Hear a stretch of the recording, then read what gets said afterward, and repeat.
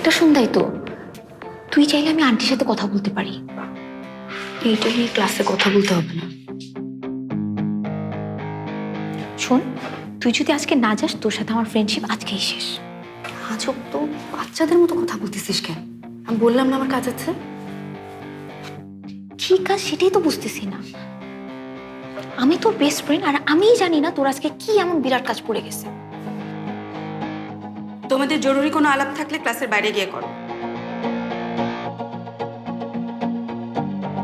সেই কখন থেকে দেখে যাচ্ছি কথা বলেই যাচ্ছ। তোমাদের আর আমার ক্লাস করতে হবে না আজকে। যাও যাও, বাইরে যাও।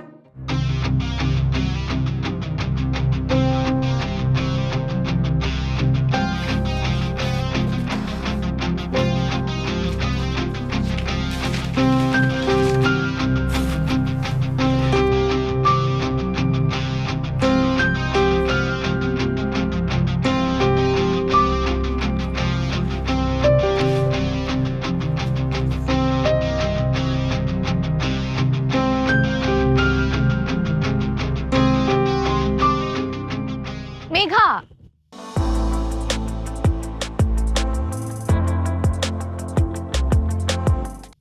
এই মেঘা দাঁড়া না প্লিজ।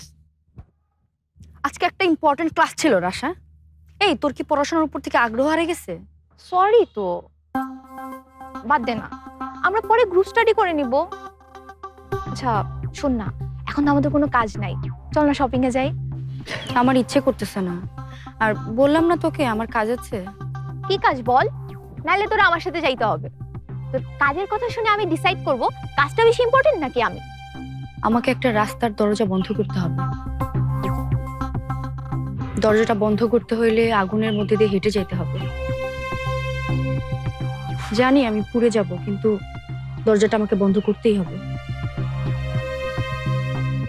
নাইলে আমার পুরো জীবনটাই অন্ধকার রাস্তায় হাঁটতে হবে। পোড়া, আগুন, দরজা বন্ধ, বলে কি বলতেছিস? কি হয়েছে মেঘা? কিছু না। কিছু না মানে? তোর দেখে অনেক স্ট্রেস মনে হইতেছে। জানিসই তো আমার বাসায় কি চলতেছে, তারপর বারবার জিজ্ঞেস করে কেন রিটেট করতেছিস?